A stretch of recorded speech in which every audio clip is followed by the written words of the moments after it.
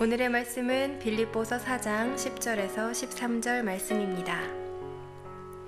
내가 주 안에서 크게 기뻐함은 너희가 나를 생각하던 것이 이제 다시 싹이 남이니 너희가 또한 이를 위하여 생각은 하였으나 기회가 없었느니라. 내가 궁핍함으로 말하는 것이 아니니라. 어떠한 형편에든지 나는 자족하기를 배웠노니 나는 비천에 처할 줄도 알고 풍부에 처할 줄도 알아. 모든 일, 곧 배부름과 배고픔과 풍부와 궁핍에도 처할 줄 아는 일체의 비결을 배웠노라. 내게 능력 주시는 자 안에서 내가 모든 것을 할 수 있느니라. 아멘. 운전을 처음 하시는 분들을 초보 운전자라고 하죠. 과거에는 그저 초보 운전 이렇게 네 글자만 써서 차에 붙이고 다녔는데 어느샌가부터는 이렇게 그 초보 운전이라는 표현을 다양하게 합니다. 그래서 그 다양한 문구들을 누가 조사해서 그 중에 베스트 5를 뽑았습니다. 초보 운전을 표현하는 문구 중에 재미있는 문구 5가지를 뽑았습니다. 5위가 어떤 게 뽑혔느냐? 저는 오로지 앞만 보고 갑니다. 이게 5위고요.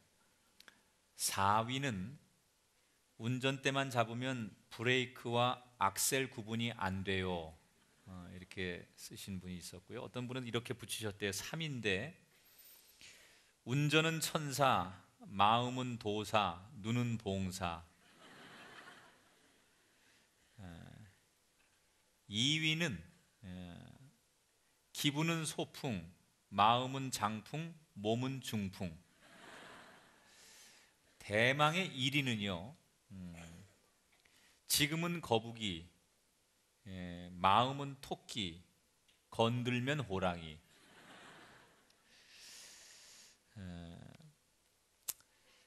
여러분 하여간 이렇게 운전들 늘 조심하시고 운전대 하나까지라도 하나님이 여러분을 지키시고 보호하시는 분들이 되시길 축원합니다. 하는 일마다 다 너무너무 안 되는 한 젊은이가 있었습니다. 올해 나이 29살이랍니다. 근데 이 젊은이가 특히 경제적으로 돈 문제로 너무너무 고생하고 앞이 보이지 않으니까 최후의 수단으로 이 젊은이가 뭘 생각하느냐? 점을 한번 봐야 되겠다. 그래서 유명한 점쟁이를 찾아갑니다. 이렇게 생각하는 거예요. 점쟁이를 만나가지고 내 점괘를 딱 의뢰해서 만약에 그 점괘가 당신은 평생 죽을 때까지 돈복 없고 말년될 때까지 고생해야 된다, 이러면 내가 지금도 이렇게 힘든데 죽을 때까지 그렇게 고생하고 살아야 된다고 점괘가 나오면 내가 이렇게 어떻게 더 사냐, 차라리 생을 마감해야 되겠다, 이렇게 마음을 먹고 점집을 찾아간 거예요. 그래서 자기 그동안의 모든 고생을 다 얘기하고 도대체 이런 고생이 언제쯤 끝날 것이며 언제부터 돈을 많이 벌 것인지에 대해서 진지하게 물어봤습니다. 그랬더니 점쟁이가 다 들어보더니 점괘를 얘기하기를 당신 40까지만 고생하면 돼 그러더래요.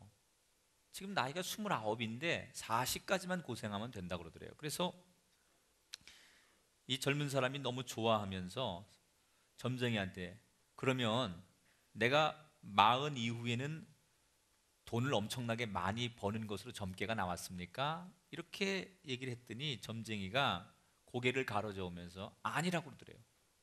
그래서 하는 얘기가 40 이후가 되면 그 고생에 익숙해질 거다.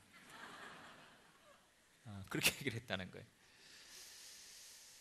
여러분, 인생길에서 고통이 하나도 없는 사람은 아무도 없습니다. 근데 대부분 이 많은 사람들이 자기가 만나는 고통의 길목 앞에서 그 고통을 잘 처리하지 못하고 그 고통을 잘 극복하지 못해서 인생을 영영 망가뜨리는 분들이 참 많아요. 예를 들어서 극단적으로 자살을 하는 분들, 그게 인생의 어느 길목에서 고통을 만난 거거든요. 그런데 그걸 극복을 못하고 그냥 목숨을 끊어버린다든지 또는 뭐 아주 사회에 어떤 남에게 피해를 주고 무리를 일으키는 사람들, 그것은 자기 인생길에 만나는 고통의 길목에서 그것을 극복하지 못한 사람들이에요. 여러분, 고통 그러면 우리가 뭐 인간이 다 그런 거지라고 생각할지 모르겠지만요, 머리로 아는 고통과 생활에서 느끼는 고통은 전혀 다릅니다. 사람이 돈이 있을 때는요, 가난한 사람들 심정을 잘 몰라요. 정말로 내가 수중에 단 한 푼의 돈이 없어서 버스를 타고 전철 탈 그 돈까지 떨어져 와서 고생해 본 사람이 그런 얘기하면 그런 얘기 수긍이 가죠. 정말 라면 하나가 없어서 며칠을 굶어 본 사람이 그런 얘기를 들으면 거기에 수긍이 가죠. 자신이 당해보지 않고는 이해하기가 힘든 것이 바로 고통과 고난이라고 하는 거예요. 너무나 많은 사람들이 지금 자기 삶의 고통과 고난을 이야기합니다. 각자 다 우리 인생 속에는 얘기하라고 하면 저는 이런 게 고통이고 저는 이런 게 문제고 저는 이런 게 아픔입니다라고 다 얘기하십니다. 그게 없는 분이 아무도 없어요. 그래서 저는 오늘 여러분에게 이런 설교를 하려고 해요. 우리가 많이 쓰는 용어 가운데 프로젝트라는 말이 있어요. 어떤 하나의 과제를 놓고 목표를 향해서 그것을 완성해 갈 때 우리가 주로 많이 쓰는 거죠. 기업에서 또는 학교에서 연구하는 사람들이 많이 쓰는 용어가 프로젝트라는 말이에요. 오늘 우리는 우리에게 주어진 환경, 특히 어려운 환경을 어떻게 극복할 것이냐, 우리가 만나는 인생 길목에 때때로 고난이라고 하는, 고통이라는 그런 환경을 만났을 때 어떤 프로젝트를 가지고 우리가 그 문제를 해결해 볼 것이냐. 그래서 오늘 설교 제목이 환경 극복 프로젝트예요. 참 제목도 잘 뽑았어요. 자, 어떻게 하면 우리 그리스도인들은 우리에게 주어진 환경을 이겨낼 수 있을까? 자, 저는 오늘 여러분에게 세 가지를 말씀드리려고 해요. 첫째는 우리가 만나는 환경을 극복하려면 하나님의 은혜가 있어야 돼요. 그러므로 성도는 어찌됐든 간에 은혜를 받아야 돼요.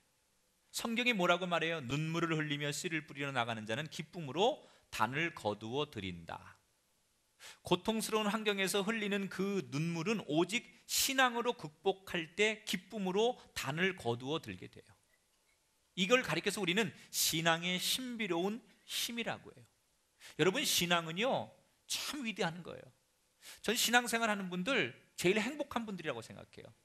왜냐하면 신앙생활하면서 신앙생활의 신비가 이거구나라는 것을 느끼게 되면요, 이건 너무너무 행복한 사람이에요.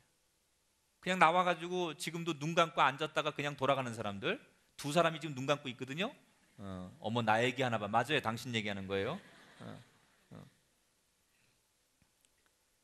신앙이 없는 사람은요, 그냥 돈 떨어지고 어떤 극한 상황에 딱 처하면 인생을 쉽게 좌절해 버립니다. 그러다가 자살해 버리죠. 근데 신앙이 있는 사람은요, 똑같은 극한 상황에 딱 처했는데도 신앙이 있는 사람이 훨씬 오래 버티고요, 그 문제를 훨씬 잘 극복해요.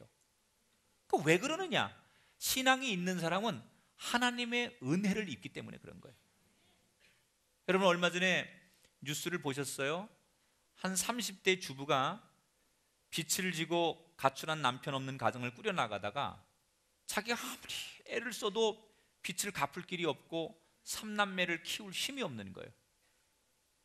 그래서 아파트 옥상으로 올라갔어요. 그리고 애들을 그 아파트 옥상에서 밑으로 밀쳐서 떨어뜨렸어요. 그래서 이제 애들이 막 울면서 엄마, 나 살고 싶어, 나 죽기 싫어, 엄마 제발 살려줘. 그리고 막 울고 애들이 고함을 치는데 엄마가 그걸 아이들을 하나하나 이렇게 떨어뜨린 거예요. 그리고 자기도 떨어진 거예요. 여러분, 이 어머니의 심정을